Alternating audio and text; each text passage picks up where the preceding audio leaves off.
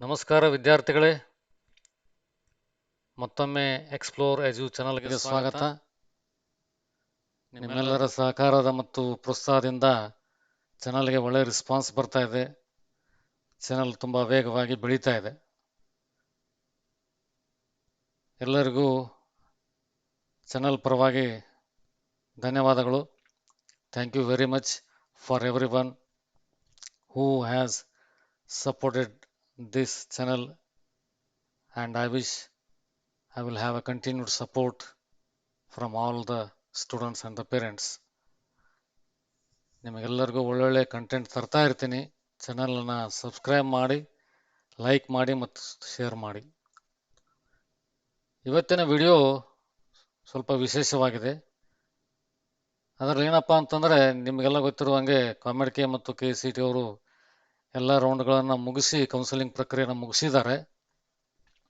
COMEDK ಅವರು 4 round ಮಾಡಿದರು, KCET ಅವರು 3 ರೌಂಡ್ ಮಾಡಿದರು.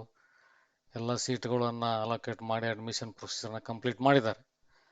ಬಟ್ ಏನಪ್ಪ ಅಂತಂದರೆ, after 3rd round of KCET and after 4th round of COMEDK, ನೀವು ನೋಡಿರ್ಬೋದು ಅವರ ಅಫಿಷಿಯಲ್ ವೆಬ್ಸೈಟಲ್ಲಿ ಸುಮಾರು ಸೀಟುಗಳು ಉಳಿದಿದ್ದಾವೆ. ಕಾಮೆಡ್ಕೆ ಪ್ರಕಾರ ನೋಡಿದರೆ ನಿಮಗೆ ಇಲ್ಲಿ ಮಾಹಿತಿ ಸಿಗುತ್ತೆ. ನಿಮಗೆ 18,578, ನಿಮಗೆ ಆಲ್ರೆಡಿ ನಾನು ಹಿಂದಿನ ವಿಡಿಯೋದಲ್ಲಿ ಇದರ ಬಗ್ಗೆ ಮಾಹಿತಿ ಕೊಟ್ಟಿದ್ದೀನಿ.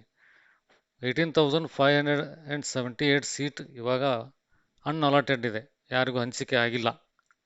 ಅದೇ ಪ್ರಕಾರ CET ಅವ್ರದ್ದು, KE ಅವ್ರದ್ದು 14,940, 14,940 ಸೀಟ್ ಮಿಕ್ಕಿದೆ, ಯಾರಿಗೂ ಅಲೋಕೇಟ್ ಆಗಿಲ್ಲ. ಸೊ ಅದರದ್ದು ಕಂಪ್ಯಾರಿಸನ್ ನಾನು ಮಾಡಿದಾಗ ನಿಮಗೆ ಒಂದು ಮಾಹಿತಿ ಸಿಗುತ್ತೆ.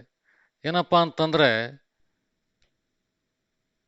ಅಗ್ರಿಮೆಂಟ್ ಪ್ರಕಾರ ಪ್ರೈವೇಟ್ ಕಾಲೇಜು KCET ಮತ್ತು ಕಾಮೆಡ್ಕೆ ಅವರ ಅಗ್ರಿಮೆಂಟ್ ಪ್ರಕಾರ ನಿಮಗೆ ಗೊತ್ತಿರುವಂಗೆ 45% KCET ಕೋಟಾ ಇರುತ್ತೆ, 30% ಕಾಮೆಡ್ಕೆ ಕೋಟಾ ಇರುತ್ತೆ. ಮ್ಯಾನೇಜ್ಮೆಂಟ್ ಕೋಟಾದ್ದು ಮಿಕ್ಕಿದ್ದು 25%. ಸೊ ಇವಾಗ ಉಳಿದಿರೋ ಸೀಟು KCETದು 14,940, ಕಾಮೆಡ್ಕೆದ್ದು 18,578. Total unallotted seats 33,518. ಅಂದರೆ ಯಾರಿಗೂ ಹಂಚಿಕೆ ಆಗದೆ ಉಳಿದಿರುವ ಸೀಟುಗಳ ಸಂಖ್ಯೆ 33,518. ಇದು ನಿಜವಾಗೂ ಕನ್ಸಿಡರೇಬಲ್ ಫಿಗರ್, ಕನ್ಸಿಡರೇಬಲ್ ನಂಬರ್. ಇಷ್ಟು ಸೀಟು ಇವಾಗ ಅಗ್ರಿಮೆಂಟ್ ಪ್ರಕಾರ ಮ್ಯಾನೇಜ್ಮೆಂಟ್ ಕೋಟಾಗೆ ಅಂದರೆ ಕಾಲೇಜುಗಳಿಗೆ ವಾಪಸ್ ಹೋಗುತ್ತೆ. ಕಾಲೇಜವ್ರು ಏನು ಮಾಡಬೇಕು, ಇವಾಗ ಏನು ಮಾಡ್ತಾರೆ, ಇದು ಒಂದು ಯಕ್ಷ ಪ್ರಶ್ನೆ, ಯಾರಿಗೂ ಗೊತ್ತಿಲ್ಲ.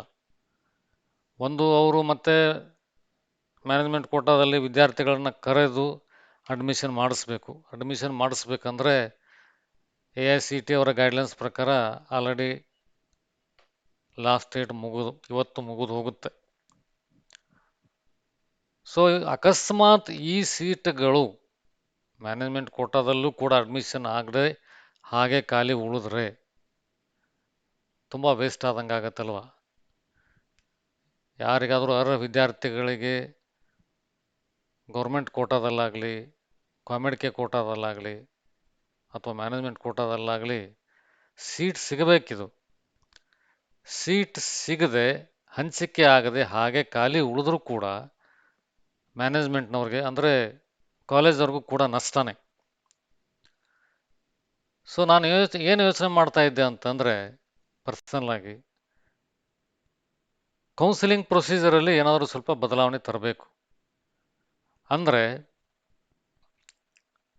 AICTE ಅವರ ಅಕಾಡೆಮಿಕ್ ಕ್ಯಾಲೆಂಡರ್ ನೋಡಿಕೊಂಡು ಅದಕ್ಕಿಂತ ಮುಂಚೆ 10 ದಿವಸ ಒಳಗಡೆ ಕೌನ್ಸಿಲಿಂಗ್ ಪ್ರಕ್ರಿಯೆ ಮುಗಿಬೇಕು. ಆ ಡೇಟ್ಗಳನ್ನು ಕರೆಕ್ಟಾಗಿ ಸೆಟ್ ಮಾಡಿಕೊಂಡು, ಕಷ್ಟ ಇರುತ್ತೆ ಇಲ್ಲ ಅನ್ನೋದಿಲ್ಲ, KCET ಅವ್ರಿಗೆ ತುಂಬ ಕಷ್ಟ ಇದೆ. ಯಾಕಂದರೆ ಅವ್ರು ಕಂಬೈನ್ಡ್ ಸೀಟ್ ಅಲೋಕೇಶನ್ ಮಾಡೋದ್ರಿಂದ ಒಂದು ಸರ್ತಿ ಸ್ವಲ್ಪ ಕಷ್ಟ ಆಗ್ಬೋದು. ಈ ವರ್ಷ ಆಗಿರೋ ಥರ ಮುಂದಿನ ವರ್ಷ ಕೂಡ ಆಗ್ಬೋದು. ಬಟ್ ಬದಲಾವಣೆ ತರೋದರಲ್ಲಿ ಏನು ತಪ್ಪಿಲ್ಲ, ತೊಂದರೆ ಸ್ವಲ್ಪ ಅನುಕೂಲ ಆಗುತ್ತೆ. KCET ಕರ್ನಾಟಕ ಗೌರ್ಮೆಂಟ್ನವರು ಸೀಟ್ ಹಂಚಿಕೆ ಮಾಡೋದ್ರಿಂದ KCET ಥ್ರೂನಲ್ಲಿ ಕಮ್ಮಿ ಫೀಸ್ಗೆ ಅರ್ಹ ವಿದ್ಯಾರ್ಥಿಗಳಿಗೆ ಅವರ ಅರ್ಹತೆಗೆ ತಕ್ಕಂಗೆ ಕಾಲೇಜ್ ಆಗಲಿ ಬ್ರಾಂಚ್ ಆಗಲಿ ಸಿಗುತ್ತೆ. ಇದರಲ್ಲಿ ಮ್ಯಾಕ್ಸಿಮಮ್ ಸೀಟು ಅಲಾಕೇಟ್ ಆಗಿ ಹೋಗುತ್ತೆ. ಅದಾದ ಮೇಲೆ ಕಾಮೆಡ್ಕೆನವರು ಶುರು ಮಾಡಿದರೆ ಸಾಧ್ಯತೆ ಇದೆಯಾ? ಕಾಮೆಡ್ಕೆನವರು KCETನವರು ಕೊಲಾಬ್ರೇಟ್ ಆಗಿ ಜಾಯಿಂಟ್ಲಿ ವರ್ಕ್ ಮಾಡಿದರೆ, ಕಾಮೆಡ್ಕೆನವರು ಸ್ವಲ್ಪ KCET ಅವರು 2 ರೌಂಡ್ ಮುಗಿದ ಮೇಲೆ ಕೌನ್ಸಿಲಿಂಗ್ ಪ್ರಕ್ರಿಯೆಯನ್ನು ಸ್ಟಾರ್ಟ್ ಮಾಡಿದರೆ, KCETನಲ್ಲಿ ಯಾರಿಗೂ ಬೇಡ ಆಗಿರೋ ಸೀಟುಗಳು ಉಳಿದ್ರೆ ಅದನ್ನೇನು ಮಾಡೋಕ್ಕಾಗೋದಿಲ್ಲ. ಅದನ್ನು ಕಾಮೆಡ್ಕೆಗೆ ಟ್ರಾನ್ಸ್ಫರ್ ಮಾಡಿ ಅಲ್ಲಿಂದ ಮತ್ತೆ ಕೌನ್ಸಿಲಿಂಗ್ ಮಾಡಿಸಿ ಸೀಟ್ಗಳನ್ನು ಹಂಚಿಕೆ ಮಾಡ್ಬೋದೇನೋ. ಅಂದರೆ ನೆಕ್ಸ್ಟ್ ಲೆವೆಲ್, ಅಂದರೆ ನೆಕ್ಸ್ಟ್ ಹೈಯರ್ ಫೀಸ್ ಅಂದರೆ ಕಾಮೆಡ್ಕೆ, ಅದು ಬಿಟ್ಟರೆ ಜಾಸ್ತಿ ಫೀಸ್ ಇರೋದು ಮ್ಯಾನೇಜ್ಮೆಂಟ್ ಕೋಟ, ಅದನ್ನು ಮಾಡ್ಬೋದು. So maximum percentage of seats should be allotted and filled by the end of the counselling procedure. ಸ್ವಲ್ಪ ಮಿಕ್ಬೋದು, ಅದು ಏನು ಮಾಡೋಕ್ಕಾಗೋದಿಲ್ಲ. ಯಾಕಂದರೆ ಇವಾಗ ಸ್ವಲ್ಪ ಮೆಕ್ಯಾನಿಕಲ್ ಮತ್ತು ಸಿವಿಲ್ ಬ್ರಾಂಚ್ಗಳಿಗೆ ಸ್ವಲ್ಪ ಬೇಡಿಕೆ ಕಡಿಮೆ ಇರೋದ್ರಿಂದ ಅದರಲ್ಲಿ ಸೀಟು ಬ್ಯಾಲೆನ್ಸ್ ಹಾಗೆ ಉಳಿಯುತ್ತೆ, ಯಾರಿಗೂ ಅಲೋಕೇಟ್ ಆಗೋದಿಲ್ಲ. ಸೊ ಇದರ ಪ್ರಕಾರ ನೋಡಿದರೆ ಸ್ವಲ್ಪ ಸೀಟುಗಳು ಜಾಸ್ತಿ ಹಂಚಿಕೆಯಾಗಿ ಫಿಲ್ ಆಗುತ್ತೆ. ಅದರಿಂದ ವಿದ್ಯಾರ್ಥಿಗಳಿಗೂ ಅನುಕೂಲ ಮತ್ತು ಕಾಲೇಜ್ ಜೊತೆ ಮ್ಯಾನೇಜ್ಮೆಂಟ್ ಕೋಟ ಮ್ಯಾನೇಜ್ಮೆಂಟ್ನವ್ರಿಗೂ ಅನುಕೂಲ ಆಗುತ್ತೆ. ಇದರ ಪ್ರಕಾರ ಕಾಲೇಜಿನವರಾಗಲಿ, ಮ್ಯಾನೇಜ್ಮೆಂಟ್ನವರಾಗಲಿ, KCET ಅವರಾಗಲಿ, ಕಾಮೆಡ್ಕೆಯವರು ಕೂಡ ಇದರ ಬಗ್ಗೆ ವಿಚಾರಿಸಿ ಒಂದು ಒಳ್ಳೆ ಬದಲಾವಣೆ ತರಬೇಕಂತ ನಾನು ಬಯಸ್ತೀನಿ. ಎಲ್ಲರೂ ತಮ್ಮ ತಮ್ಮ ಇಂಜಿನಿಯರಿಂಗ್ ಕಾಲೇಜಿಗೆ ಅಡ್ಮಿಷನ್ ಮಾಡಿಸಿರಬಹುದು. ತಮ್ಮ ಹೊಸ ಇಂಜಿನಿಯರಿಂಗ್ ಪ್ರಯಾಣವನ್ನು ಇವತ್ತಿಂದ ಪ್ರಾರಂಭಿಸಿ. ಎಲ್ಲರಿಗೂ ಒಳ್ಳೆಯದಾಗಲಿ, ಯಶಸ್ವಿಯಾಗಲಿ. All the best and thank you.